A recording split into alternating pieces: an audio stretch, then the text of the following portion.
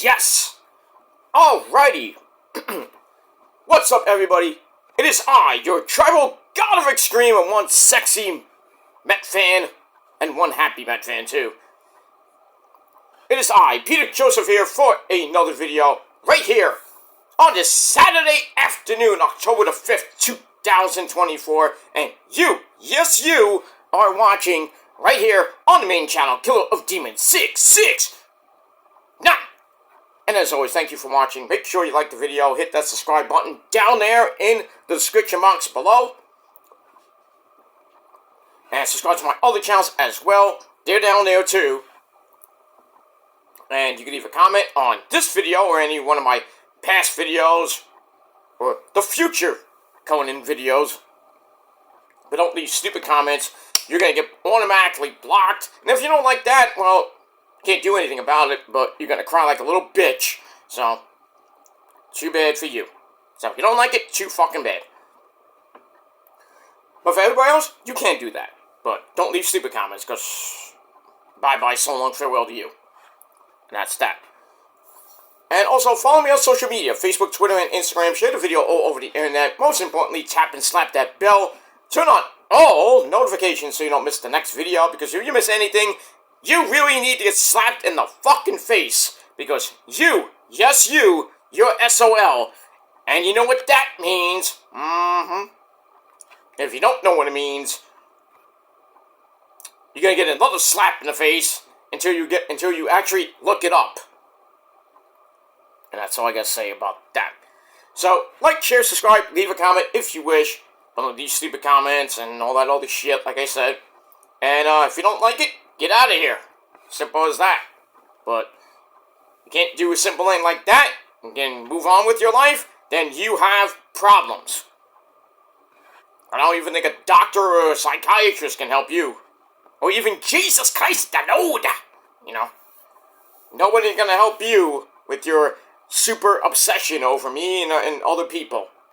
You need to get a job, get a life, maybe get laid. Some of you may never get laid. But it is what it is. That's it. That's pretty much it. You still want to have an obsession with people like me and other people, then that's going to be your life, then I have nothing else to say about that. I got better things to do in my life, like work, and have a social life, and not care about assholes that just say the same fucking thing for 15 goddamn years. With no valid proof. It's just words. But that's pretty much it. Not gonna care what they say and what they, I'm just not gonna care. So, it is what it is. But, don't care how many views I get. I mean, it's great to have a lot of views, especially on my shorts, but that's shorts, I know. There's some shorts I don't get a lot of views, but, if I get like 2,800 hits on a short, I mean, great for me, but is it gonna put money in my pocket? No. I never wanted money on YouTube,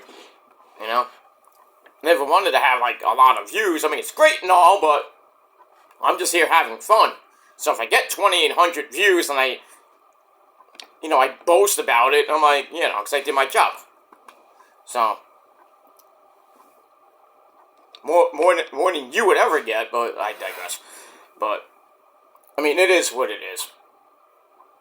I just take it as I come, take each day as it comes, and whether I get 50 views, 500 views, 5,000 views, the same thing with my subs. I get 1 sub, 10 subs, 50 subs, 500 subs. It's good because, I'm branching, my videos are getting out to people, even though people make 6 million fucking fake accounts because they have no fucking life. Then, at least my videos are getting seen. Not that I need the attention, but thank you anyway.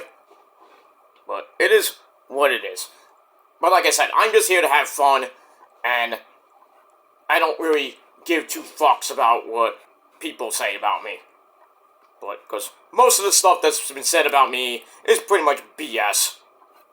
Because they got nothing else to do with their time and energy to say bad things about me And, you know, just the way people are dumbasses that have no life and should be working and making money and doing other things. I have a job and I make money, but in my free time, I do YouTube. I do the my YouTube videos. I'm not on here 24/7, 365, and you can't prove it, and I'm not going to prove it to you.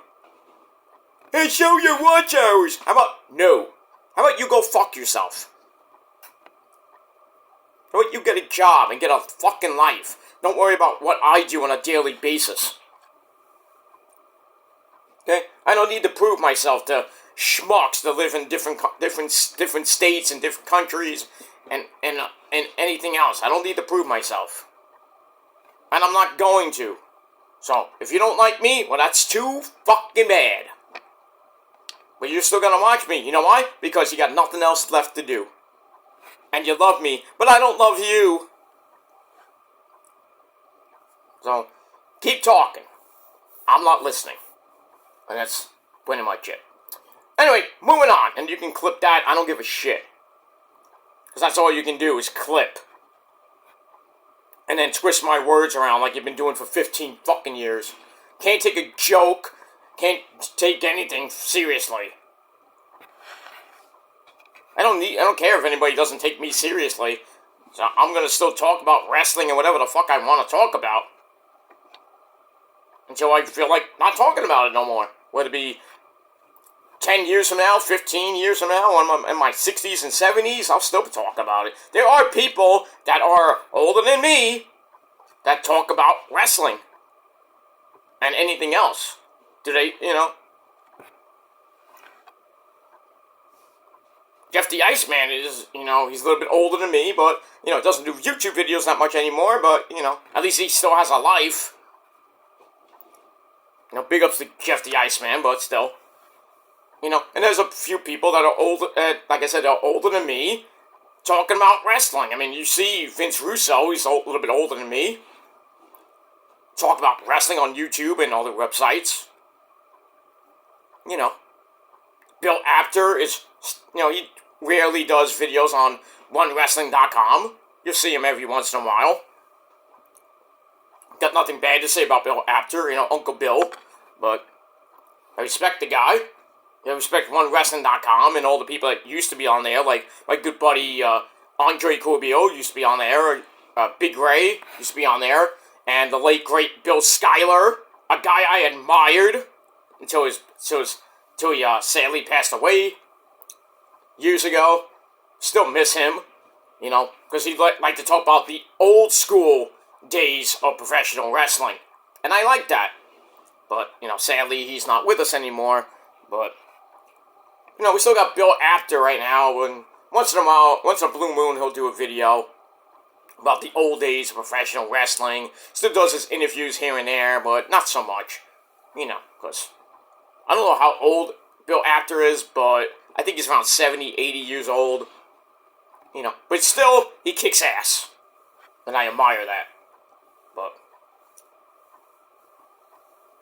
it's guys like Big Ray and Andre Corbio, Boston Fan 79, guys like that, I'm not going to name everybody, that pretty much were the catalyst to get me on YouTube, to me to get on YouTube, even Wrestling Jesus before he became a maniac, but,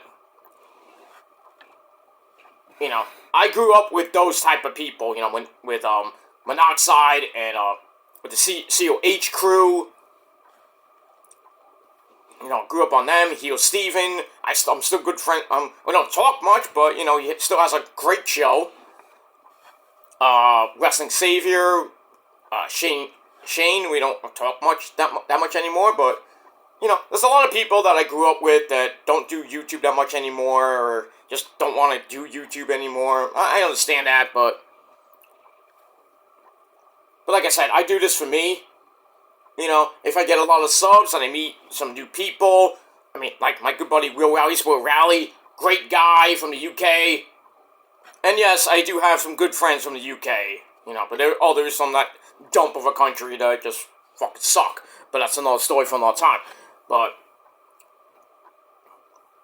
but he's been one of my my main supporters, you know. We try to support each other every so often, commenting on videos, you know. But the main people, you know, I met newbies even after that, you know. Jerry, you know, I met along the way. You know, some other people, you know, Joe Cronin, you know, still support Joe. And now with the new people that I've met, like Issa and other people in the community, you know, they don't have to, you know, go on my channel and say, hey, Pete, you know, good video, you know, like stuff like that. I support their channel. They don't have to comment on my channel. It's not like I have to go, hey, Issa, can you please leave a comment on my video? She don't have to do that. If she wants to, she can. I'm not forcing her to do that. I'm not forcing other people, like, please comment on my channel, please subscribe. I need the subscribers, you know. I don't need that. I don't ask anybody for anything like that. I don't beg. I don't plead. I don't do anything like that. You know, all the e-begging back in the day, never did any of that. Sub for sub, I dabbled in it back in 2015, and I stopped like a week later because I thought it was just ridiculously dumb to inflate your sub count by using different sub for sub sites and all this shit, and not do it through hard work and sacrifice, which I've been doing for 15 plus years now. Yeah. And I know my Shadow Slayer channel has 20 subs. Big fucking whoop.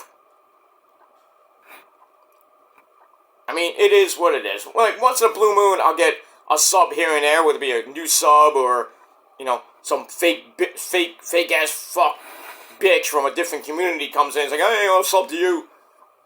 You know?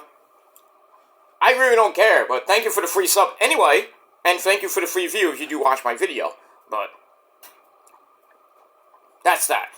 You know, I never came on here to be popular like Sexy Phil and PewDiePie. You know, all those people that have way more subs than me and get sponsorships and they got the donations and everything.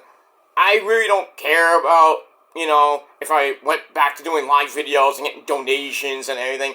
I mean, yeah, it puts a little bit of money in my pocket. Do I need it? No. Because I have a real life and I have a real job. And I make good money with that. But YouTube, you barely get anything anyway from those donations. Because of I don't know how it works, but like, you could do a 3-hour stream, you get like $400 in $400 to $1,000 in donations, and you know how much you get? That much. I think Google takes like a third of that. I think. I don't know the exact number, but yeah. Would I like to do it someday? Maybe, but I'm fine the way I'm fine with the way I'm going. I had fun doing live videos, but I think we all know why you don't do live videos, because idiots just love to be idiots. They just interrupt your live stream with stupidity, your little baby kindergarten shit, because some of them will never grow up. They act like they're 12. He stole my rattle! I hate this guy! It's just retarded that people that are in their 20s and 30s, and some in their 40s, cannot grow up. And then they come back at people like me saying, hey, Peter, why don't you grow up? You're 47, you're almost 50, you should be growing up, instead of acting like a complete fool. I'll act like a complete fool on my channel, you know why? Because it's my channel, I can do whatever the fuck I want. If you don't like it, there's the door. Don't let it hit your stupid fucking ass on the way out. Or I'll just slam it right in your face. I'd say, if you don't like me, don't watch. Block me. For the love of God, there's a block button. Or, it's hidden, but it's called hidden. They don't have a block button, really, but basically it works the same way as block. So, just hide me. Don't watch my fucking videos. Just, like, do something else with your fucking time. But people on this website just have super obsessions with people for 7 years, 8 years, 15 years. It could go on for a lifetime, and it's just retarded. and then other people get involved for no apparent reason. Because you got criminals on this fucking website. And I wish YouTube would crack down on that shit, but is Neo and his team of monkeys ever gonna do that? No. That's why I'm gonna say it right now. YouTube will probably not be around in the next few years. I'm not giving a number, but it's gonna be gone. YouTube will probably cease to exist. Probably by the time most of us will be dead. At this rate. But, yeah, I never said I'm going to be on YouTube forever, but there is going to be a point when I'm just like, I don't want to do it anymore.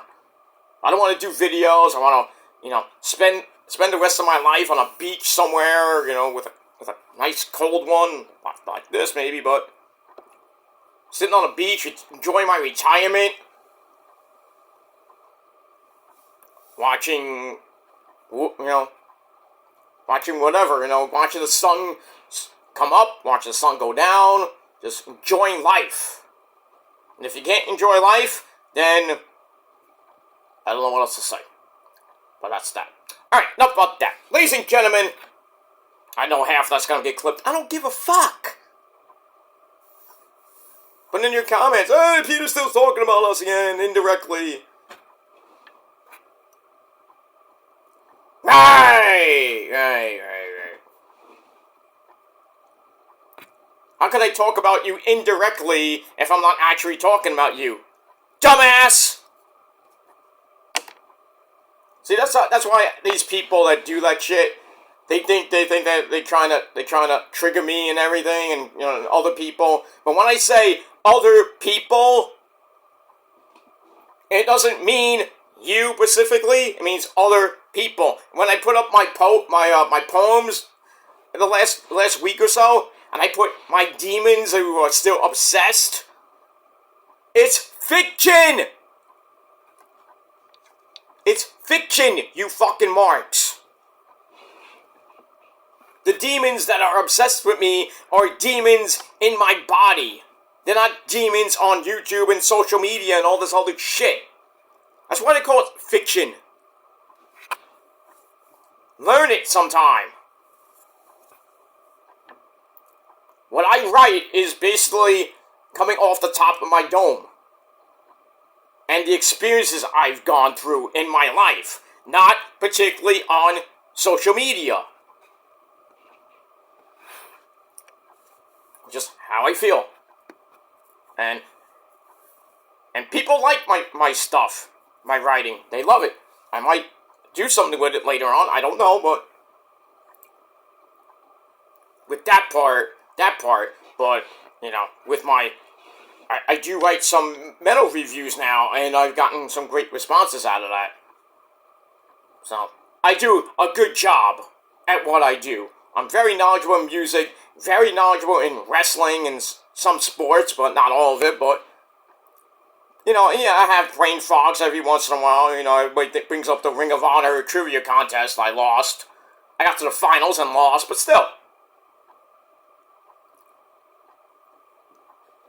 But still, I still went backstage after that. At that Ring of Honor show, so I know the guy that won it would say, oh, if you win, you get to meet one of your top superstars, blah, blah, blah. Yeah, second place, I got a freaking screamer, but I know people there, so I know people in Ring of Honor, so I did go backstage and I took a couple pictures with some of the guys. So you can't say I never did anything. Oh, you lost at Ring of Honor trivia. You supposedly know everything about Ring of Honor. Hey, we're not perfect. I had a brain fart. I'm sorry. I knew the answer. I just couldn't think of it at the exact moment. I was nervous, basically. Every other question that was asked, I knew completely. That one, I couldn't remember the show, because I was at the show, but I couldn't remember the name of the show. I had the match. The match was there, and Larry Ledger's like, can you be more specific? So I was thinking of the show, and I couldn't couldn't like register in my mind. I'm like, I was going between Glory by Honor and not Glory, Death Before Dishonor. It's either there was one of those two. So I said what I said, and it was wrong. So not the wrong answer. It was the wrong answer, but I was like, I should have said that one, you know. But still, I bet you none of you motherfuckers would have known that answer because you don't know anything. But let's have a debate. How about no? I don't need to waste my time and prove how great I am even more. So, and yes, I am boasting, but I don't give a shit. Anyway, ladies and gentlemen, it's Saturday afternoon. We've got a big day of lots of stuff. The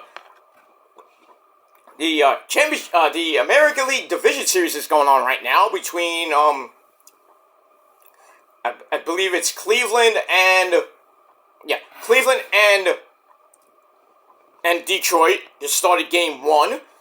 Game one, and then at 4:08 p.m., about an hour and a half from now, we got this great team, those New York Mets, going to that dump in Philly with those pedophile fans in Philly to face the Filthies.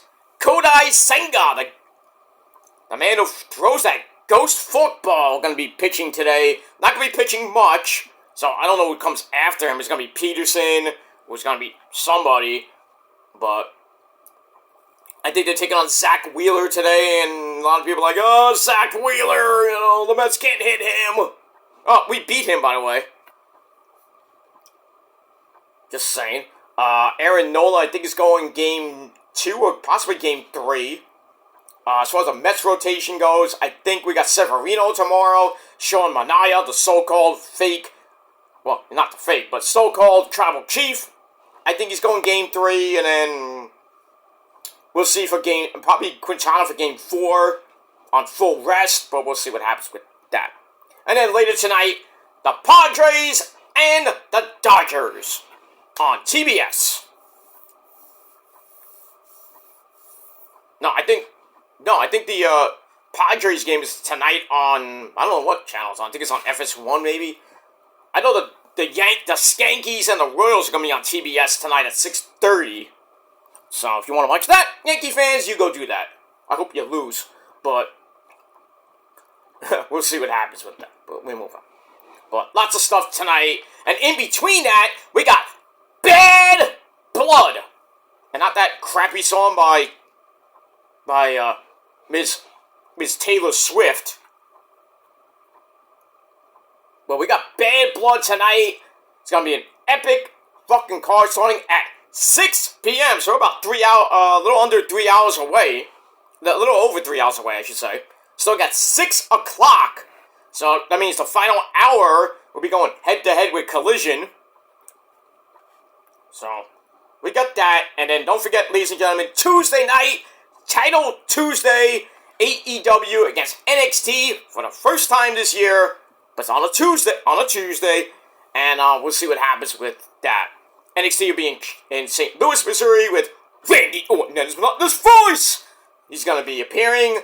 See how the rating goes. They got 860,000 views this past Tuesday. Not the million they wanted. But we'll see what happens with that. AEW Dynamite this week. 650,000 views. Not great. But still, for the 5th anniversary show, they barely, not even get up to around 700, 800,000. That's just sad. It's just sad. Raw did a 1.5. Don't know what Smackdown rating is yet, but we'll get to that probably this weekend. But Tuesday's going to be a great, a big night of action. I'm watching NXT. I'm not going to watch Dynamite. I'll have it on, picture-in-picture, of course, but most of the time, I'm going to be watching NXT. And then we got that. We got Battle of the Belts, not this coming week. Next week, next Friday or Saturday, Battle of the Belts 12. So I don't know why they're doing it. They're not doing it this coming weekend or next weekend, I should say, because Wrestle Dream is happening, so they're doing it after Wrestle Dream, as we'll be on the road to Full Gear at the end of November the 23rd to be exact. I think it's in New Jersey, so if you want to go there, go there. You want to go to Survivor Series? Go to Survivor Series. Go to that country, not country, but we'll go to the country of Canada and go to that dump of a city called Vancouver. What the fuck is a Canuck?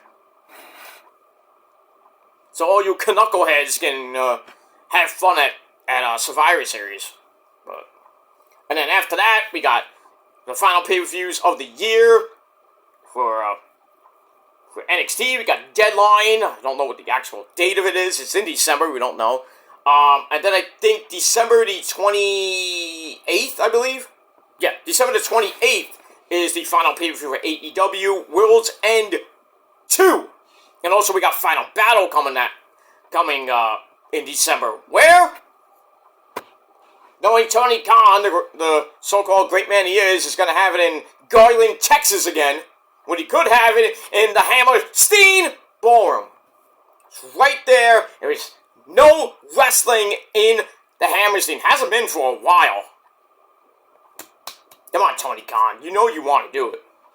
You can fit 3,000 people at Final Battle. Come on. As soon as the tickets go on sale, it's going to be sold out. At least. So, people like me, doubtful to get the good seats, but I'll probably be getting the balcony seats. I can still see everything. And then maybe save up for the meet and greet. But we'll see what happens when we get there. Got about 2 months away. And that's that. Alright. Enough about that. So we got the Mets coming up in about a little over an hour. We'll see how that goes. We got Bad Blood coming up at 6 o'clock. And then, don't forget, tonight, at 8 o'clock, we got Collision, but it's going head-to-head with the final hour, pretty much the final hour of Bad Blood. So 9 to 10 will be unopposed, and then we got the rest of those Saturday night to worry about. And then Sunday, we're really nothing but football. Week 5 in the NFL in the league where they play for pay. And that's pretty much it. Alright, ladies and gentlemen, let's get to these videos. I got a couple videos coming your way. I want to get some videos out to you guys. I got to do Bad Blood predictions. So I'll be doing that after this video. So stay tuned for that. And then your Bad Blood review tonight on the Peter Joseph channel. And then I'll do Ring of Honor and Collision tomorrow. So stay tuned. Please hit that bell and subscribe. Alright, but right now, ladies and gentlemen, hope you have a nice cold one like this one. And thank you for watching. If you're new here, welcome to the party, pal. We hope you enjoy the ride. Sit back, relax, and enjoy the show. And for everybody else, welcome as well. And right now, it is time on this Saturday afternoon, October the 5th, 2024. It is time for your late. Well, one is a late out of date. And then we got a late review. But anyway, we got probably be for the first and maybe the last time. We'll see what happens as we go on. But it is time for your Monday night Raw and Friday night Smackdown reviews. First time ever on the channel. Alright, so this week was the go-home shows before Bad Blood tonight. And both shows, well, Raw was pretty damn good. SmackDown, not that bad, but still, we move on. Alright, so let's get to Raw first, because it was on Monday. The September 30th, 2024 Monday Night Raw show emanated from the Ford Center in Evansville, Indiana. And it started off with our commentary team of Joe Tessitore and Bad News Reed Bennett. And I'm afraid, Joe, I got some bad news for you. Alright, so we got them in the ring, hyping up the show. And then, right after that, we're going to look back at the new Intercontinental Champion, the Yeet Man, Mr. Jey Uso, beating Braun Breaker to win the belt. So, we got that. And then, our first segment of the night, who should come out but the Yeet Man? He comes out, kisses his son who was in the crowd. I didn't even know who it was at first. I'm like, what the who is he? Did he just kiss a fan? What the fuck is that? But it was actually his son.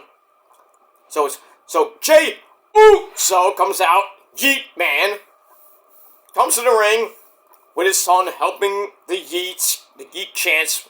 That was pretty nice. And then he starts crying. There's no crying in wrestling. Actually, there is. But anyway, so he talks about how he's going to fight every week to retain the belt. And he's always been known as just one of the twins next with Jimmy, who might be appearing tonight at Bad Blood. Unless it's that other guy named Dwayne. I think we all know who Dwayne is. Well, we'll talk about that later. I'm just the other twin of the Usos, but now I'm here to call myself the Intercontinental Champion, winning my first major title in 14 years. Good man, good job. So Jay's like, I had a lot of friends, I have a lot of fans, but one of the biggest fans is my mom, who told me to go out there, show the people who you are, and she told me to go get it, and that's what I did, and then, Braun Breaker comes out. I'm like, uh-oh, rematch time, right? Well, not really. So Braun comes out and says, I'm not here to fight, you the better man, you beat me last week, I respect you, and the better man walked out the champion. This is something we haven't seen from Braun in a while. So Braun says, I'm not here to attack you. I just want to shake your hand. Shake hands. Should I? Let's do the Macho Man. Hogan. Shake. Brother. So they kind of do that. So Jay accepts. And then Braun leaves in peace. No chicanery. No, I'm going to come back in, I'm going to attack, I want my belt back! So it seems like Braun is turning over a new leaf, per se, and going to be a good guy. So, we get that. So, as Braun leaves, Jay's like, wait a minute, Braun, get back in this ring right now. And he's like, there are some dogs around here. So, it felt like Braun was turning face a little bit, but he could be a tweener. I don't know. So I have to see what happens with that and where Braun Breaker goes from here. I think he's going to get elevated to the main event status pretty soon, but we'll see what happens with that. All in all, I gave that segment 3.25 out of 5 stars. And we're off and running on Monday Night Raw. Alright, then we go to a video from early in the day where Dom is outside in the parking lot with the rest of the Judgment Day Gordito, who's pissed in the face of people who don't want to be cool. And he also has, JD McDumbfuck, one half of the tag team champions. And we see Dominic Guerrero, let's say, Latino Heat, with his mamacita, Liv Morgan, the Raw Women's Champion. And Dom's on the phone. No, not with Eddie. Eddie doesn't get service up there. I really wish they had some service, I say. I know, you don't get internet service down there, right? Nah, but we play around with the satellite sometimes.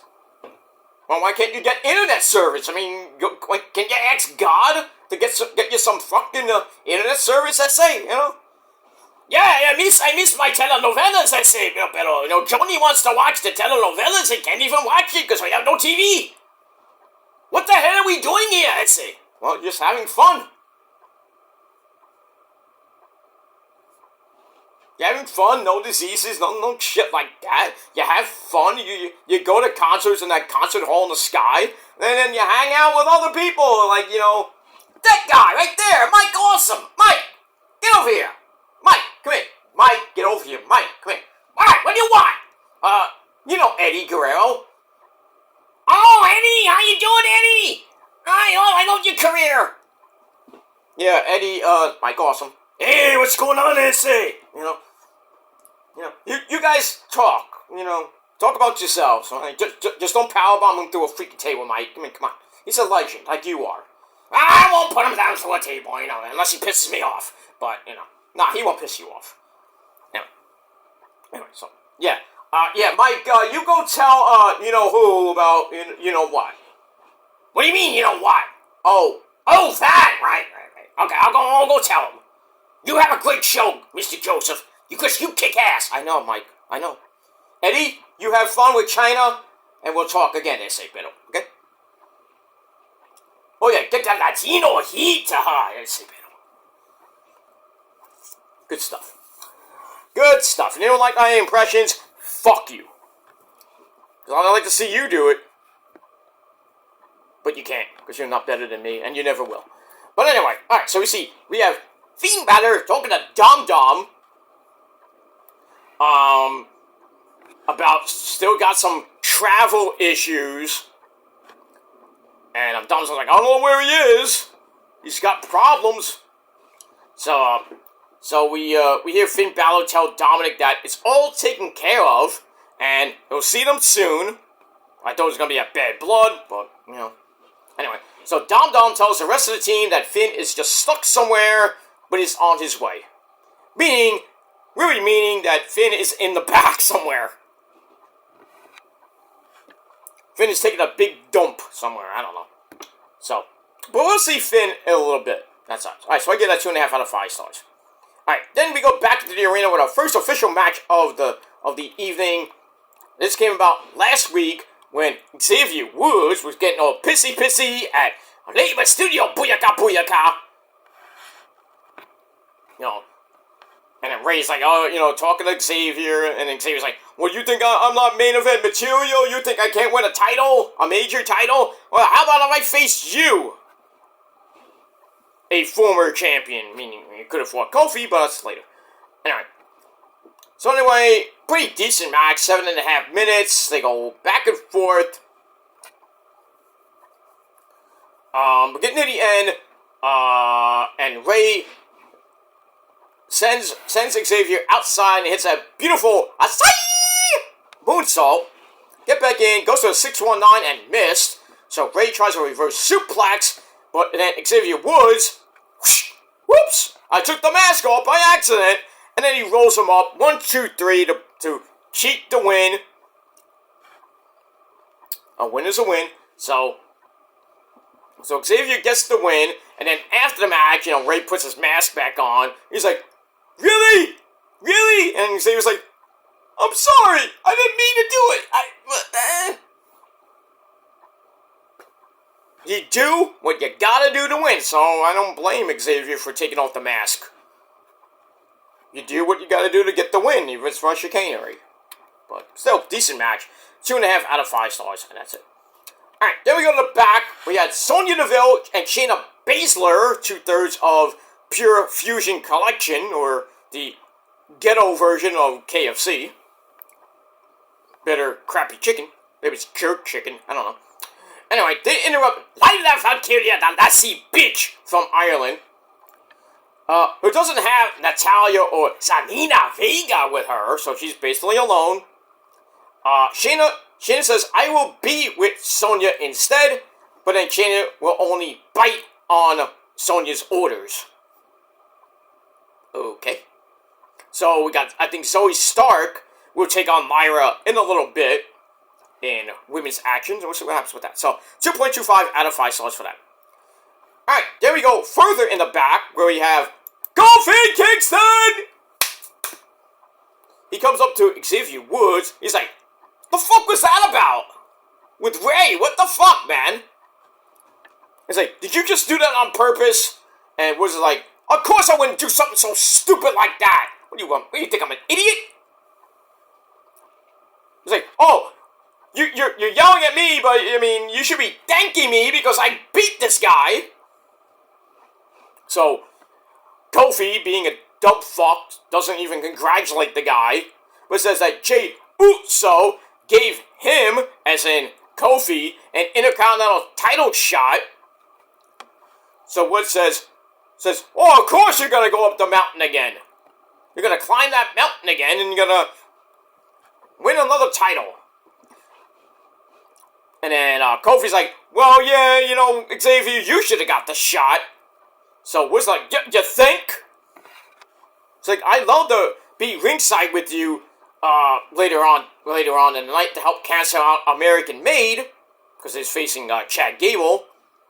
So everything seems to be okay, but then in the background we see Killer Cross, and he's like, my plan's coming together. Smithers. Yeah. Mr. Burns is, like, Smithers. So, we got that. Well, we'll talk about Killer Cross in a little bit. So, I gave that segment 2.5 out of 5 stars. Alright, then we go to Lyra Valkyria and Zoe Stark with Shayna Baszler and Sonya Deville at ringside. Nobody coming out for poor Lyra Valkyria.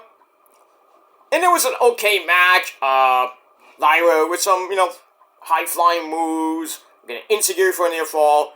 Zoe comes back, tries for the Z360, gets blocked. And Lyra hits the German suplex, knocking her down. Then Sonya Deville and Shayna Baszler try to distract the ref. Lyra's roll-up gets a delayed near fall because the referee was too busy. And then Sonya Deville adds a running knee to head because Shayna Baszler now was distracting the ref. So she hits that running knee to head, basically knocking Lyra the fuck out. But to add even more damage, Zoe hits the Z360, 1, 2, 3 in over 7 minutes. So Zoe Stark gets the win, and I didn't give 2 fucks. 2.25 out of 5 stars. And that's it. After the match, they tease a 3-on-1 beatdown. But then the returning Dancing Queens, Kaden Carter and Casey Catanzaro come in. Casey Catanzaro has a face mask, a bejeweled face mask. I think she broke her nose or something. But they come out, and Kaden runs around the ring like a mad woman, while Casey's getting choked out by Shayna Baszler, but eventually she saves her. And I think they hit the after party when the stupid moves.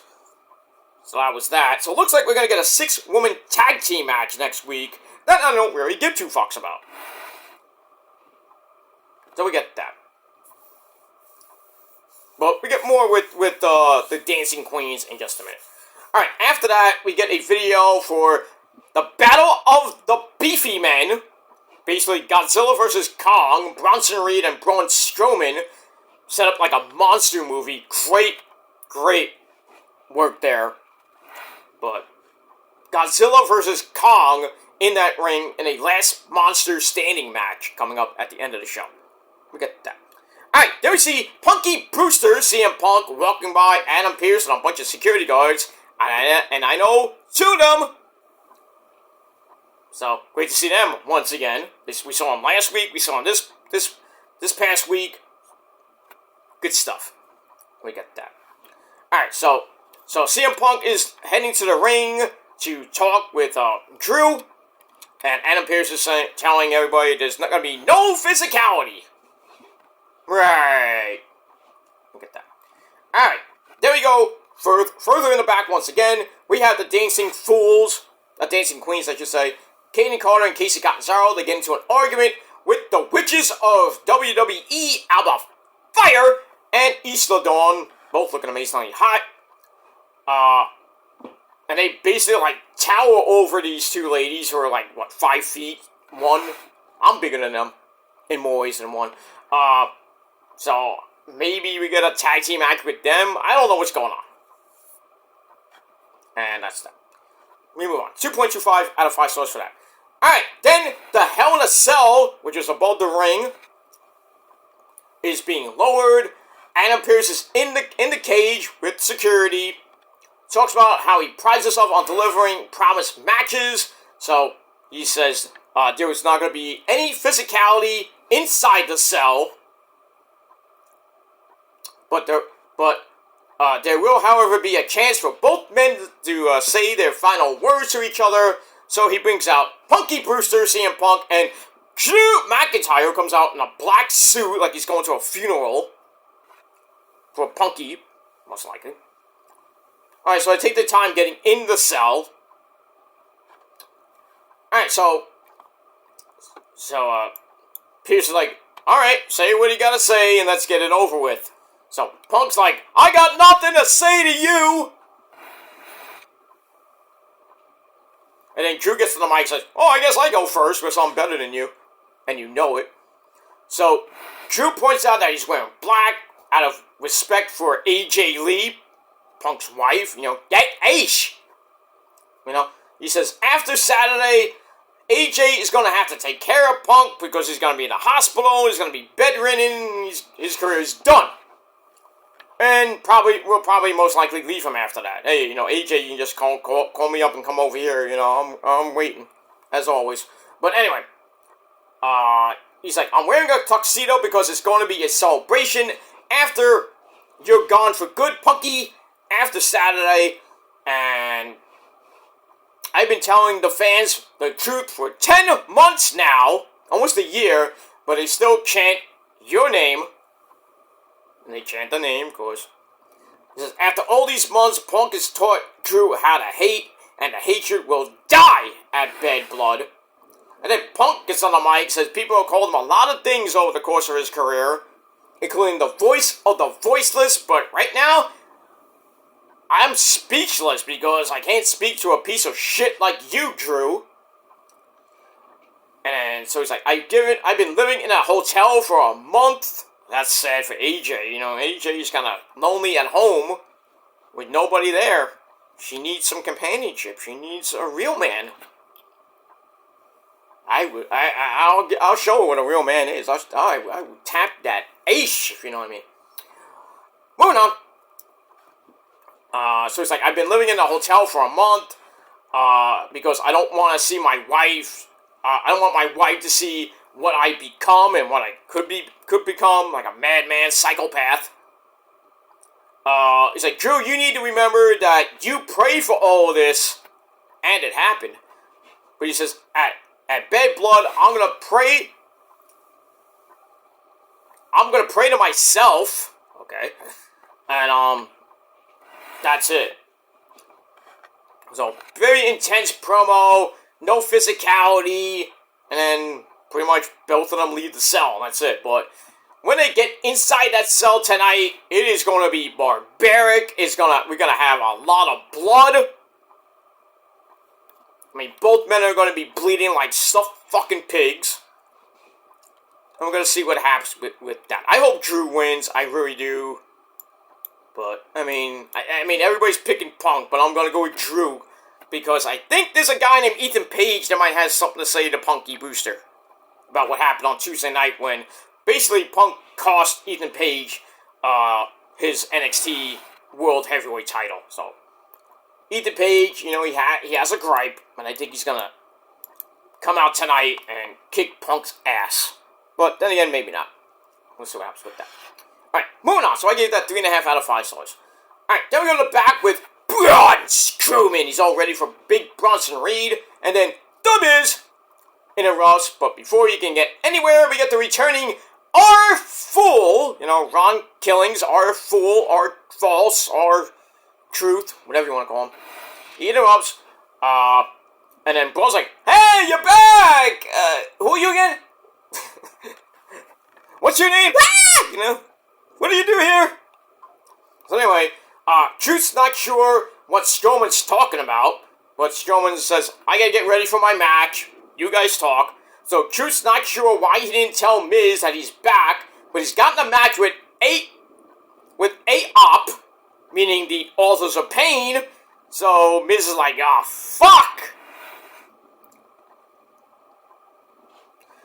And freaking Truth's like, I don't know what books they've written. Okay. And that's pretty much it. So we'll see what happens with that in a little bit. 2.5 out of 5 stars. Alright, then we go to Sami Zayn. Let's go! He doesn't like the disrespect from Walter, and he's not over that, despite getting it for his entire career. Yeah, you do know that, Generico. Anyway, he's like, it doesn't matter what happens to me, because he's going to keep fighting until he becomes the World Heavyweight Champion, and you will not beat Walter. That's all I gotta say about that. Alright, so I give that 3 out of 5 stars.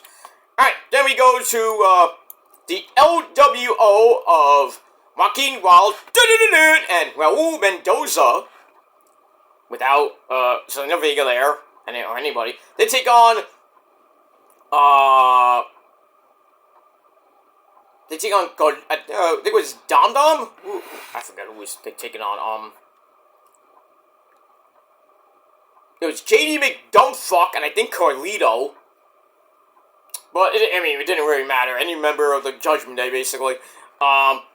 Decent match, lots of high flippy DVD-doos. Coast-to-coast dropkick from Raul Mendoza for a near fall on JD McDumbfuck. Then a big flippy dippity-doo makes it even worse for the Judgment Day.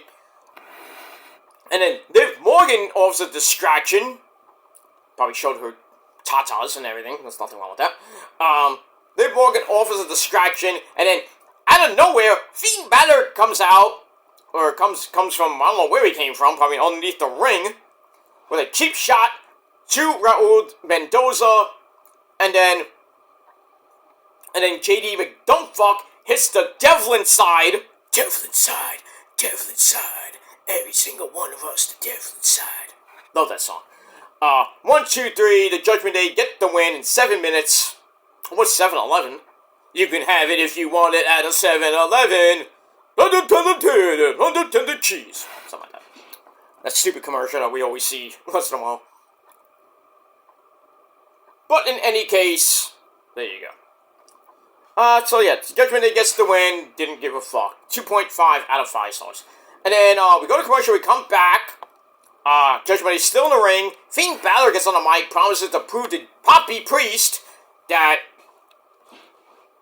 he needed him rather than the team needing Poppy Priest.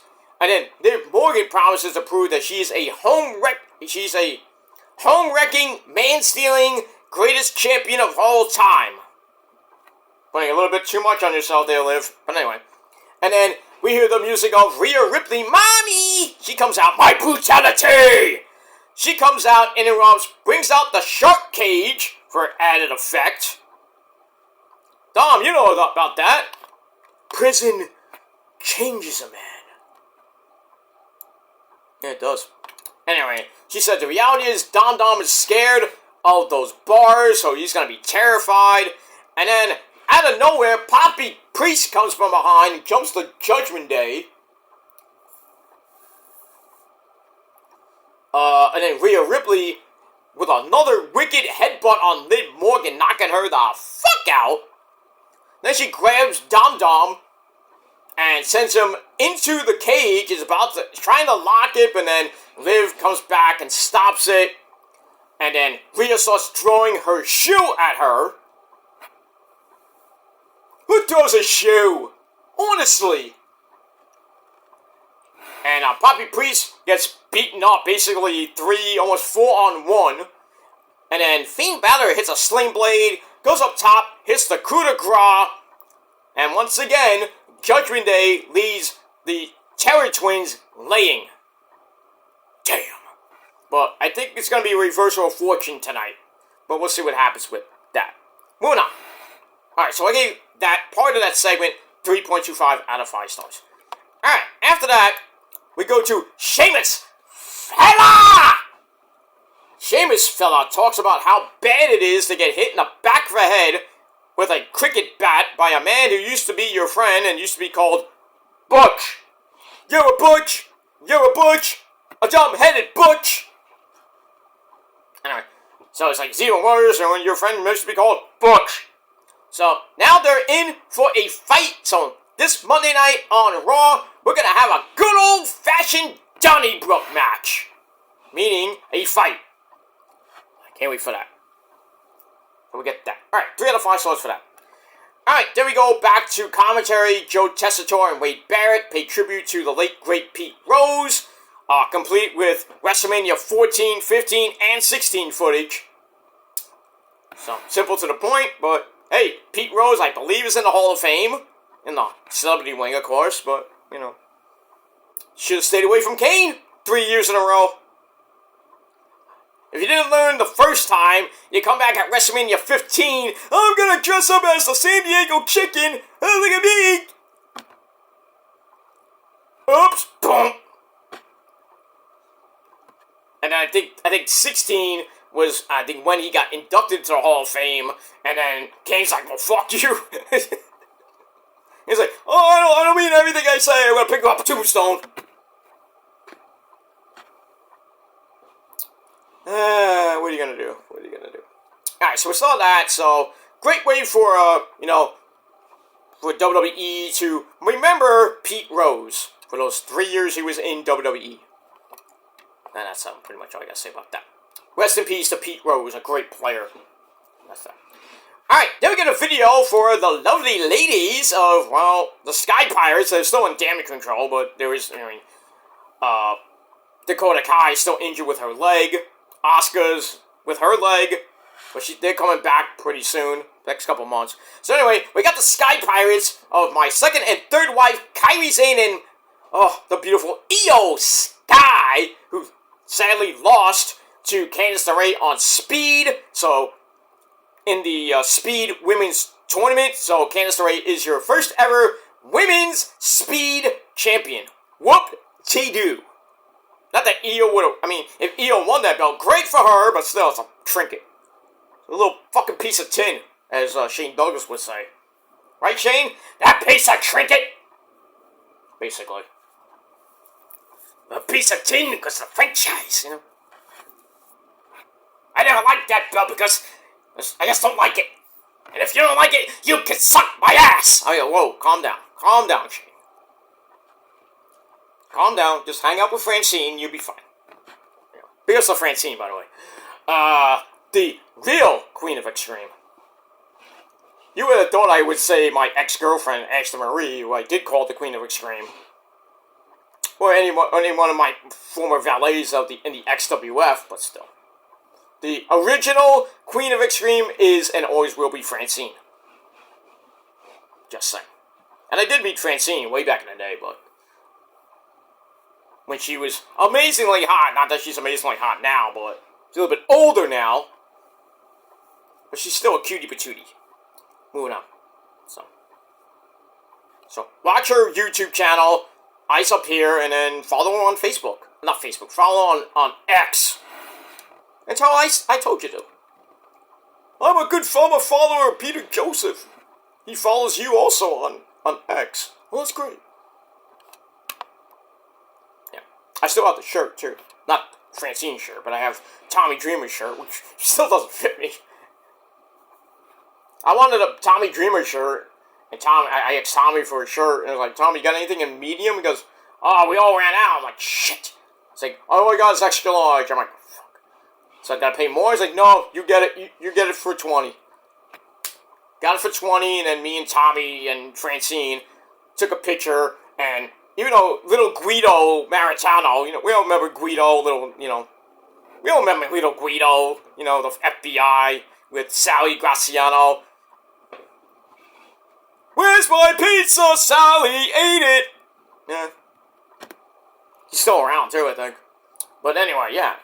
Nunzio, little Guido, was trying to photobomb. Bastard. Good times, though. Good times. Good times. By the way, for those of you who don't know, I went to college for one semester with Joel Gertner. The quintessential stud muffin. Joel. The ladies are always fine while they listen to 90.9 Gertner. They call me Fred Flintstone because they love They love when what was that damn line with bedrock? It's like, I make their bed rock. Gertner was amazing. And he's a Brooklyn born, Brooklyn. He is just an amazing guy. He's just an amazing guy.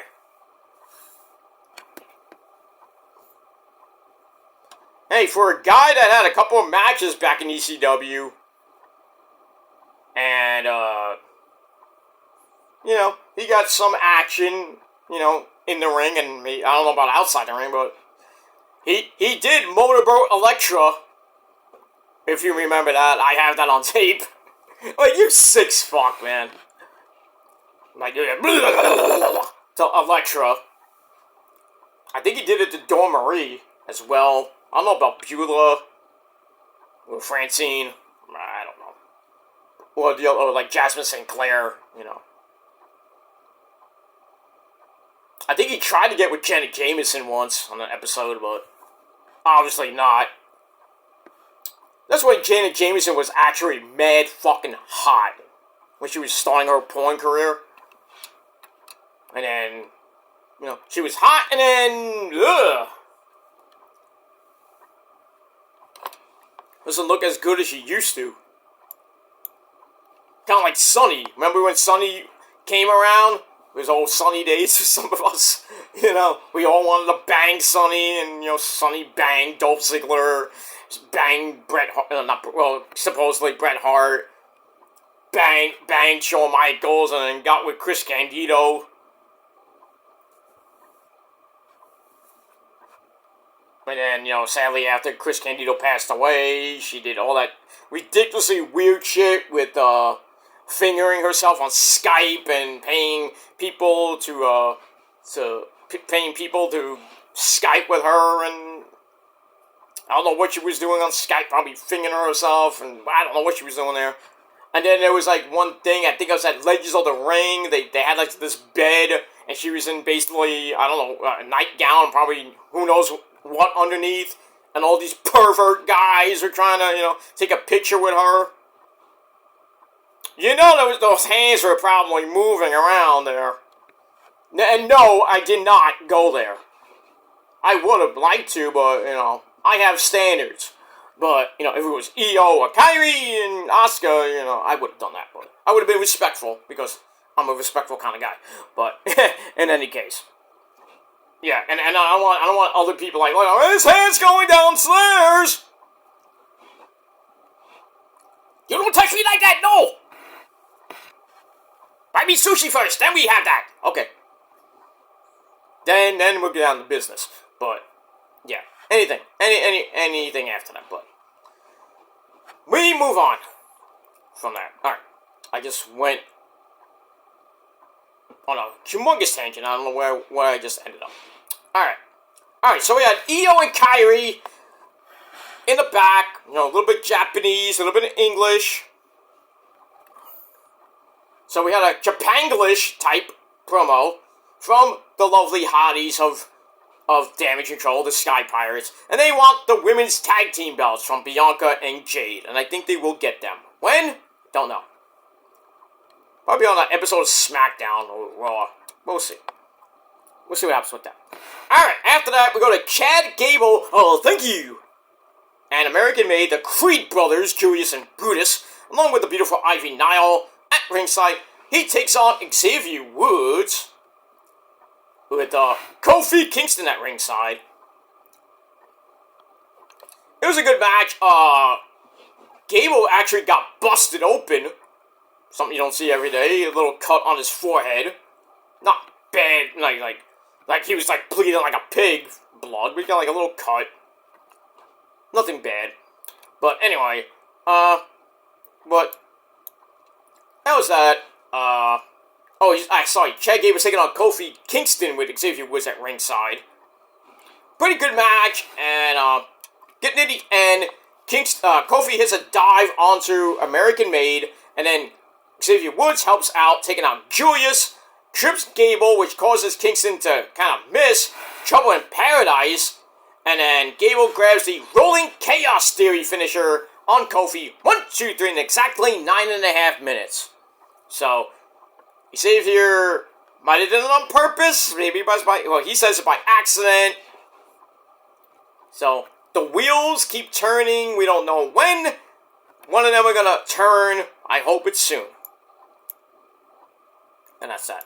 Alright, match was decent, 3 out of 5 stars. Alright, then we see Seth Rollins at a football game last weekend. Forgot what game it was. I think it was the Browns game. So we saw that. Maybe we move on from there. Alright, then we see Bronson Reed, not worried that Seth Rollins is getting ready to return to the ring because he's not medically cleared. Because he'll take even more time off Rollins' career. But as for his match with Braun Strowman, he'll be the last monster standing. And that's that. Alright, then we go to Adam Pearce. Once again, talk to security. And until Walter passes by. Alright, got that. And then we go to a creepy Wyatt 6 video. If I can get my notes back, there we go. Got a creepy, weird Wyatt 6 video, basically saying, we see your intent, and talks about anger festering into rage, which will end in your demise. Do not force our hand, and heed our admonition.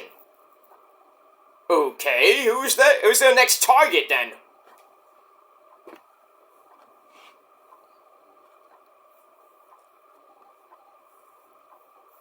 It's weird. I don't know who it could be. Who it might be. I don't know. That was kind of weird. Then we move on. Alright, then Walter comes out. We see some clips of his match with Ilya Dragunov over the weekend, where Ilya basically tore his ACL into pieces, and found out he's going to be out for 6 to 9 months. So he may not come back by the time WrestleMania 41 comes around. That sucks for him. So Walter's like, it's great to be the World Heavyweight Champion, comes with a lot of perks, a lot of responsibility, but the one thing I hate is dealing with a guy like Sami Zayn every week asking for a title shot. And on cue, Sami Zayn comes out, says, oh, Walter, all you gotta do is just give me a title shot. And Walter's like, you're still not on my level. And Sami says, Walter, you know this is nonsense, and you're scared because I beat you at WrestleMania. And like, you know what? I'm gonna do it again. So Walter says Sami is scared of his reputation because losing to a better man would have been no problem, but losing to Sami is an embarrassment. Ouch. And then Walter's not sure he could win at WrestleMania. Wasn't sure he could win at WrestleMania, but he didn't parade his worries around for sympathy. And after he lost at WrestleMania, he went to talk to his dad, who flew all the way from Vienna, Austria, because that's where he actually lives, to see him lose to a bum. Sami wouldn't understand that because Sami's family always sees him fail. Ow. So we get personal, y'all. But on the other hand, I'm my family's golden goose. And then Sami says, well, it's true that you lost, and then you left for weeks because you couldn't handle it. I never asked for a rematch. I didn't even want to show up for that rematch because my dad thought he was a loser. Oh, wait, no. He left for weeks and couldn't handle it. He never asked for a rematch and didn't even show up because his dad thought he was a loser. And now Walter is showing that his dad, that he's a coward. Uh-oh, you said the magic word. Gunther just, annihilates Sami, starts yelling at him. And he's like, alright, Sami, that's it. After he hits him with a big old powerbomb, he gets on the mic and says, okay, Sami, you got your match. So now, Sami Zayn versus Walter this Monday night for the World Heavyweight title. Is Sami gonna win? No. Probably not. I think the one that actually beats Walter probably would be Braun Breaker or maybe somebody on that roster. I can't think of anybody off the top of my head who can beat him, but we'll see. We'll see what happens with that. Alright, so I gave that 3.5 out of 5 stars. Then we go to the awesome truth, which is not that awesome, they're not awesome anyway! I know, Mike, calm down. Miz is not as awesome as you. I know, because I'm a Hall of Famer. You're not in the Hall of Fame yet. I'm getting you there. Well, Miz might get there before me. Try to stop it. Okay, I'm trying. Mike also should be in the Hall of Fame before Miz. Just saying. But anyway, moving along. Alright, so the Awesome Truth, R-Truth, and Miz take on the Authors of Pain, Akam and Razor, along with Killer Cross, Precious Paul Ellering at ringside, and the lovely Scarlet Bordeaux. Oh my. So, they're there. This match lasted just under 3 minutes. Did I say just under 3 minutes? Yes, I did. Cross is yelling at the Miz on the floor, and then eventually Truth gets the hot tag to Miz, who basically turns around, kicks Truth right in the face, the heinous act. I was like, thank the Lord. So, Awesome Truth is no more, and then basically the Authors of Pain hit, well, and all we needed was freaking Hawk to come out and say, one of those things. So, they hit What a Rush. Okay, I don't even know if that's, I thought it looked like the Super Collider. Anyway, they hit that on Truth, who wasn't even a legal guy. The referee's like, okay, count it. 1, 2, 3. I didn't understand that at all, but still, also Pain get the wins. It's in the record books. And that's it. So, Miz goes back to being a heel, which he should have never went to be face, because he's not a great face as it is. And that's that. So we'll see what happens with Miz as we roll on. But Killer Cross is a happy man. And now if he can get Xavier Woods or Kofi to turn, his plan will pretty much come together. And we'll see what happens with that. Alright, then we get a Bad Blood rundown. We'll get that. Then we go to the back with Walter and Marcel Barthel. They're in the back. They're not worried about defending the belt. Well, actually, Walter's not worried about defending the belt against Sami Zayn next week. And then Braun Breaker, who beat Walter in NXT, I think to get the NXT belt, comes in, looks at the World Heavyweight title, and he tells Walter, I'll see you soon. And further in the back, we see Xavier Woods and Kofi still arguing in the back. I'm interested. So, we'll see what happens with that. Alright, so I give that 2.5 out of 5 stars. Then we go to your main event, Last Monster Standing, Bronson Reed and Braun Strowman. This was crazy as shit. It was crazy. They're in the ring, then Braun chokeslam, with a chokeslam sends Bronson through the announcer's table, which broke, obviously. But, Bronson gets up at like 7. Then we have another stare down, we go to break, come back, Reed knocks Braun Strowman over, on a bunch of chairs set up on the floor. Braun gets on a shot of his own, limps over for a forearm to send Bronson Reed through some chairs. Bronson gets back up, they fight up the stage. Braun gets in a chair shot to the back. They climb onto some anvil cases, and then Bronson was like, I think it was like almost like a Death Valley driver through some tables. I thought it was going to be it, but Braun somehow gets up again at 9. We go to break again. Braun crashes through the barricade, beats the count, and then another spear through the fan barricade, takes some fans out, one of them being one of my good friends that was actually there. Yeah, he lives in that area. No, actually he doesn't, but he was just there because two of his friends were there as security guards. But in any case, they got all taken out, and then security, Jason Jordan, Ari Daivari comes out, Kenny Dijkstra, Adam Pearce, referees come out to worry about the fucking fans. Fans, meaning plants. And, Bronson Reed hits Tsunami, and then he's like, hey, referee, do something! Throws the referee inside, where he throws him down, and then gets in Adam Pearce's face, because Adam Pearce's like, oh, you can't do that to a referee! So Bronson's like, well, fuck you, Adam Pearce! Gets in his face, and then the agents try to save him, the security guards go to save him, and then out of nowhere, Braun Strowman with a big flippy dippity doo from a monster his size onto everybody on the floor. That was sick. They both beat the count, and then Braun goes up again. Bronson Reed catches him in a superplex, and I was like, break the ring, exploding ring, boom! The ring explodes, which is always nice.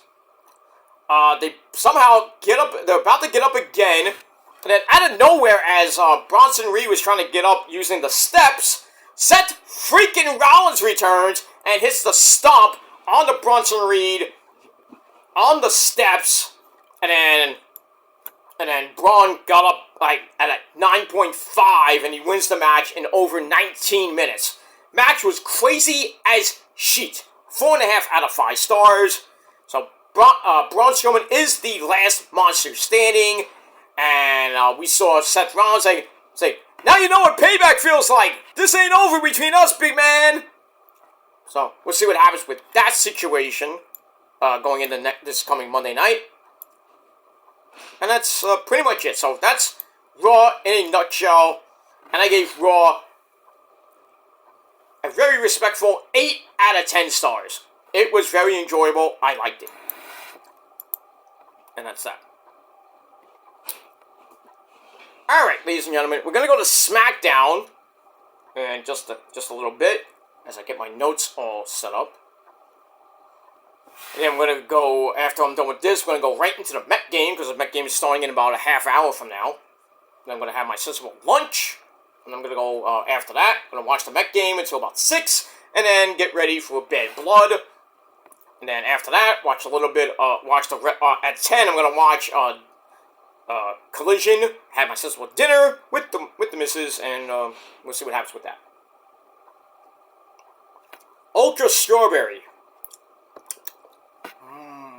Yummy. And that's that. Alright, let's get to SmackDown real quick. SmackDown wasn't great, but still, it was from the Bridgestone Arena in Nashville, Tennessee. Yep! And our commentary team, as always, Mitchell Cole and Corey Slave.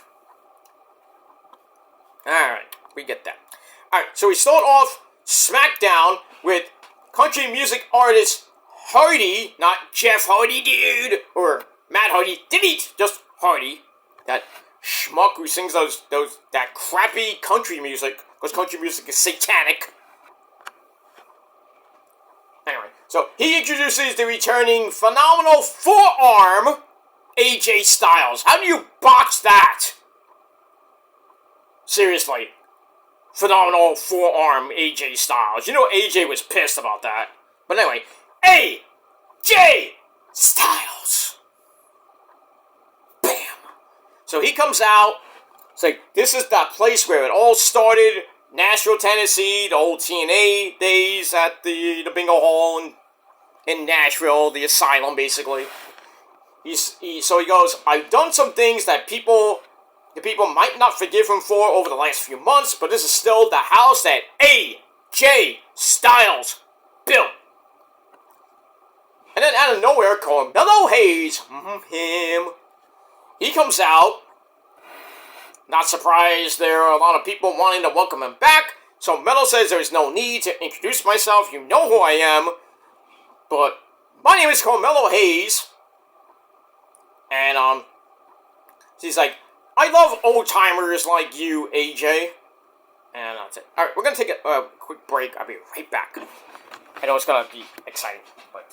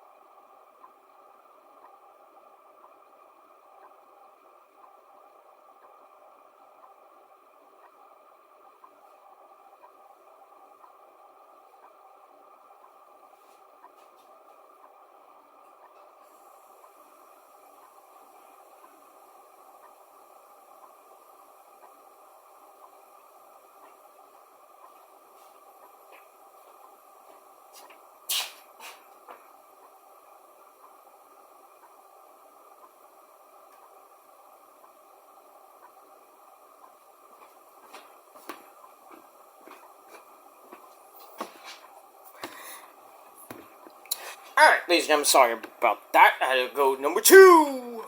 I know it's TMI, but I don't give a shit. Alright. Alright, so Mello came out to interrupt AJ, say, hey, I like old-timers like you. So Carmelo says, I should be the U.S. champion instead of Eli Drake.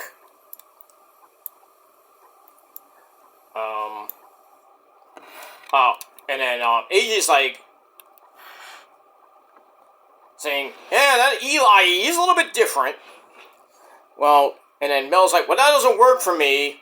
I don't take advice from quitters. Meaning AJ, I guess.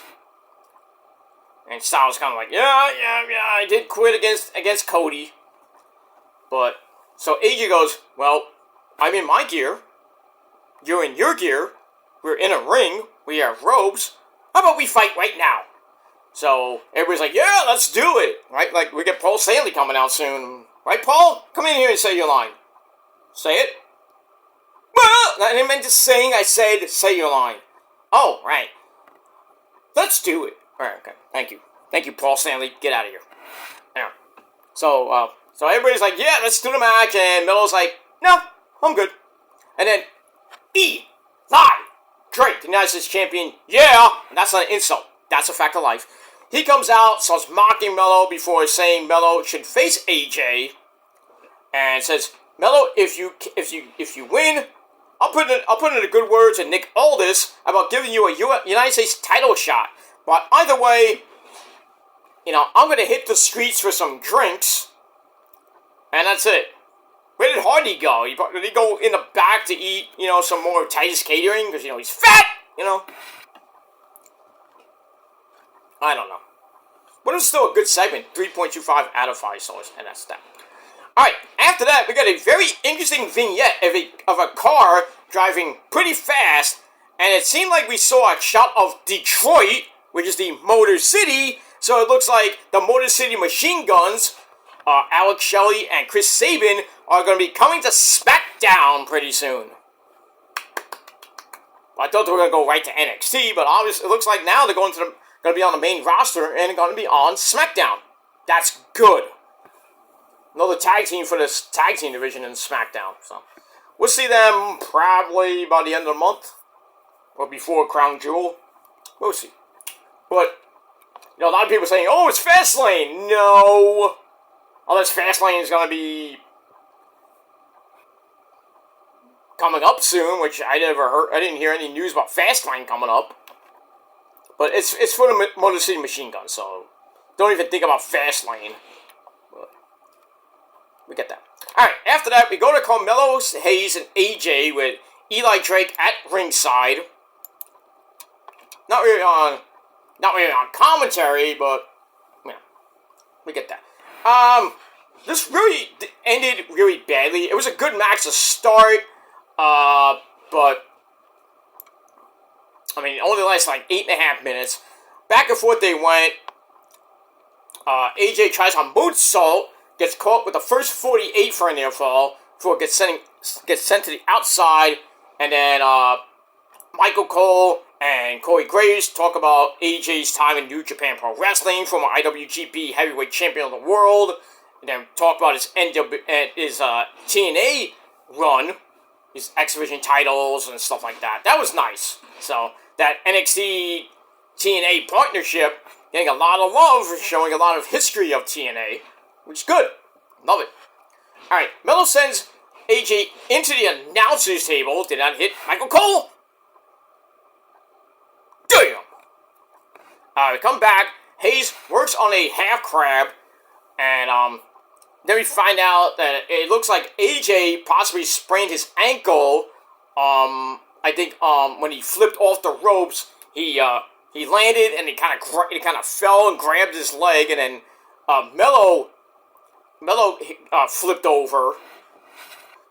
But get that. So AJ suffered a possible sprained ankle, legit, during the break, but he's finding out the breakout, hit a running forearm. Then he looks like he was going for the Ushigoroshi onto the knee. It hits, but AJ's leg gave out, and AJ's like, fuck! My leg! And then the referee's like, ring the bell! So the referee calls for the match, so I guess Mello wins by referee stoppage.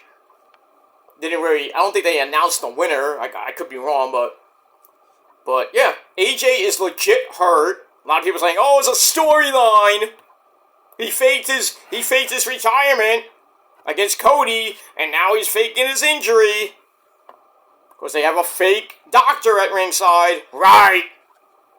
I don't think it's fake. They're saying it's a legit injury, because injuries happen. So we get that, and we find out later in the show that AJ was taken to a local medical facility, and AJ walked out on crutches. That's not good. You sprain your ankle, you're out for a few weeks. Hopefully it's not broken, but they're saying sprained, so not that bad. But hopefully AJ recovers pretty quickly. And that's it. And then as commentary talks about AJ's body giving out on him as he limps to the back, Eli Drake comes in and hits one hell of a BFT, and the top of Carmelo's head just went boing! Like shit! So that's pretty much it. So it looks like they're setting up Mello versus Eli Drake, and possibly you gotta always think about Andrade. So they're thinking about that triple threat match for the United States title sometime on SmackDown, I guess. I don't know. But we move on with that. Alright, then we get a long recap video of Roman and Cody once again on the Georgia Tech 50-yard line, and Cody's like, Roman, I need your word. Will you have my back? Roman's like, I'll give you my word. But after this match, I'm going to kick your ass! Because I'm the tribal chief. Put up your ones, ladies and gentlemen. For the real OTC, Roman Reigns. Acknowledge us. Just remember that. Always acknowledge us every freaking day. Alright, so we see that. So we got Roman and Cody teaming up against Solo Mibuki and Jacob Fatu. I love you, tribal chief! At Bad Blood. And we'll see what happens with that. There's going to be a humongous angle tomorrow night, because that's that match is the main event. Drew and Punky Brewster inside Hell in a Cell will start the show. When was the last time you saw a Hell in a Cell start the show? I can't even recall. But, so yeah, Punky Brewster and Drew are going to murder each other for about 20-30 minutes inside that cell. Lots of blood, so it means when they lift the cell, they gotta clean the ring, all the blood. I mean, it's just gonna be insane. And I can only imagine what they're gonna do inside the cell. God forbid they do anything outside or on top of the cell, which I doubt. I would love for Drew to send, Drew and Punk on top of the freaking cell, and Punk just goes, whoop! Falls down to his death. But I doubt that's ever gonna happen, but you never know. You never know. Who knew that Mick Foley and Undertaker would go up to the top of the cell, and Mick Foley would have got thrown off 25 feet off the top of the Hell in a Cell to almost his death. Not once, but twice. Remember when Taker chokeslammed him and he broke through the top of the Hell in a Cell, and freaking Foley just like went down and he hit the chair on the way down. Somebody stop the damn match! And he still finished the match, and he still lost. He almost beat Taker. Shit. That was probably one of my favorite Hell in a Cell matches of all time. And then Mick Foley's an even bigger idiot because when he fought Triple H, when he was Cactus Jack, at, I forgot what pay-per-view that was, I think it was No Way Out, in Hell in a Cell, if Foley lost, he's gone, basically. And they went up to the Hell in a Cell. Foley was looking to, I think, power drive Hunter on top of the flaming barbed wire 2x4. That didn't work, as Hunter backdropped him. The cage broke again. He falls down to the ring broke. And then Hunter goes down, beats Mick Foley, and Mick Foley goes bye-bye for a little bit from WWE. And all the time, and then, the times that on the side of the cell where some of the men and women went through the announcer's table, but I was on the side. That doesn't really count. And then you had Shane McMahon basically jump from the top of the Hell in a Cell through the table, a la Mick Foley almost, and onto Kevin Owens and Undertaker. That didn't work. Obviously, and then I think he did it again when he was gonna face Kevin Owens, and that didn't work. But Sami Zayn, I forget who it was, but Kevin pulled Sami to his out of safety, and I think Shane crashed through it again. Surprisingly, Shane McMahon is not a dead man right now from all that shit he's done to his body.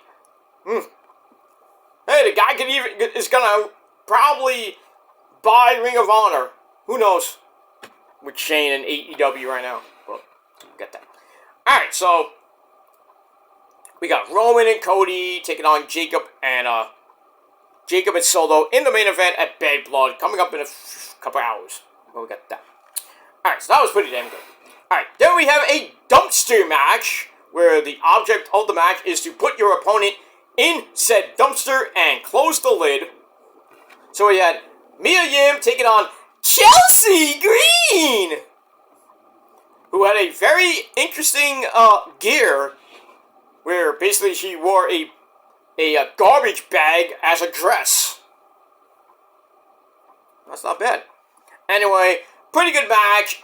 Chelsea with a Canadian Destroyer. She even got oh my god, I get a Canadian Destroyer! Throws Mia Yim into the dumpster, but goes around the wrong way and has to go around this way to close the lid. Mia gets in a quick eat defeat, and then Chelsea's put in a trash can. We got a middle backsplash that basically it looked like it killed Chelsea because the entire thing just disintegrated. And then Mia goes outside, grabs a table, puts it on top of the dumpster, and then Dewdrop, Piper Niven comes out, and like a construction worker, jumps Mia in from behind, but Mia fights her off, sends her headfirst into the dumpster. And then they fight on the apron. Mia Yim wins that exchange, and then picks up Chelsea, and hits a power bomb through the table into the dumpster, and then Mia Yim got up like nothing happened. She gets out of the dumpster, goes around, and closes the lid. So Mia Yim wins the dumpster match in under 10.5 minutes. And then we see Chelsea Green pop up, and she looks like she has completely shitted on her. Ugh, it was nasty. And then they go in the back, and we see the Yes Boys! Elton Strong, of course. And Kit Wilson, who just got married, by the way, lucky guy. They're there like, ugh! And everybody's almost puking. They're gonna puke! And then they talk to Nick Aldis, and Nick Aldis like, yeah, go shower, you smelly bitch, So Mia Yim wins. I gave the match 3.25 out of 5 stars. It was good, and it was nasty at the same time. Alright, then we have AJ getting checked up by the trainer, and he goes to the hospital after. We'll get that. Alright, then we go to the back with Naomi meeting up with Jade Cargill and Bianca Belair, the women's tag team champions. They're all going to host Bad Blood tonight. Big deal. And then Bayley, give me a hug. She comes in, and Jade and Bianca leave. Bayley says, I'm going to call out Nia. Woo! Jax. And when I win, you get the... And then when I beat Naomi, you get the first title shot after I win. Naomi's like, cool. So, we go to the ring. Bayley comes out. No, ding dong, hello, type of thing. She just comes out looking hot. And says, Nia, get your fat ass out here. So Nia and Tiffy Tip, it's Tiffy time. Tiffany Stratton, Daddy! Yeah. So she comes out, and so Nia's like, get to this, Bayley, I got something to do. So Bayley says, So talks about how important the title is to the company's history. Brings up names like Molly Holly, Victoria, Beth fucking Phoenix, who are nothing like Nia. And the difference is they never had a dominant reign like Nia has, but two people can take the title from her. One being me, and the other being Tiffy Tiff, because she holds the briefcase, who she can cash in on any time. So, Tiffy gets all mad and says, "You don't think I'm good enough? Daddy, she said I'm not good enough!" So, Stratton doesn't like the idea that she could only beat Nia with the briefcase. So Nia's like, excuse me? Can you say that in my good ear, Tiffy? So Bailey doesn't... So Tiffy goes on about Bailey, calls her Pam. Because Pam's her real name. Bailey, Pam. I think that might have been a botch by Tiffy Tiff, but who knows. So Bailey's like... I was like, I don't respect you, and I don't respect you. And calls Tiffy a stupid bitch. Ooh. And then we got a big 2-on-1 beatdown. Bailey beats Nia down with a briefcase and then leaves. Kind of gives it to Tiffy Tiff. Tiffy kind of teases the cash in, but Nia's like, she looks like scared, and then she bails. And then Naomi comes out for her scheduled match, and we get that. So that was kind of interesting. So 3.25 out of 5 stars for that. I could see Tiffy Tiff possibly cashing in tonight, but then again, I think they might wait. But we'll see. Let's see about that. Alright, like I said, Chelsea Green is all distraught, runs into the Yes Boys, who can't stand the smell. Grayson Waller and Austin Theory come in. Legato comes in. They can't stand the smell. So she runs into Nick Aldis, who makes puns about the bad smell. Chelsea's like, eh! Storms off with Piper Nevin. Carmelo Hayes comes in and says, I want my United States title shot. Nick Aldis can't believe Melo is calling that a win. And is off to check on AJ. And then Melo's like, you stink, Nick Aldis. Pretty much, and that's it. Alright, so I gave that 2.25 out of 5 stars. And that's pretty much it. Alright, after that, we go to Tiffy Tiff. Tiffy Stratton taking on Naomi. Wasn't anything great. Naomi gets the win. Fuck. Yeah, basically she gets the win after Tiffy Tiff's handspring. Tries a handspring, and Naomi just catches her in a fruit roll-up in 10 minutes. So Naomi gets the win, and Tiffy's not happy. Daddy! Arrgh! Well, Daddy can't talk to you right now because he's busy. But we'll talk about we'll talk later, Pumpkin. Okay? You go. Here's my credit card. Go have a pumpkin spice latte. Okay? Not that I would ever drink one of those because I don't like pumpkins as it is. And that's that. Alright. Then we're going to look back at Kevin Owens' recent issues with the Bloodline. We saw what happened last week where Cody came out and, oops! You fucked up, and Solo and Jacob got the win. And then Kevin and Cody almost came to blows, and Randy Orton had to say, hey, calm down, everybody.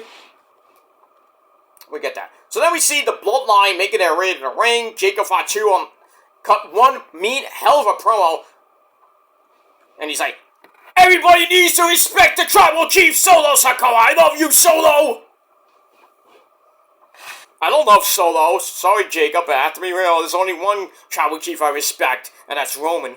So, don't come kick my ass later, but I'll have to take it like a man. But that's what she said. Anyway.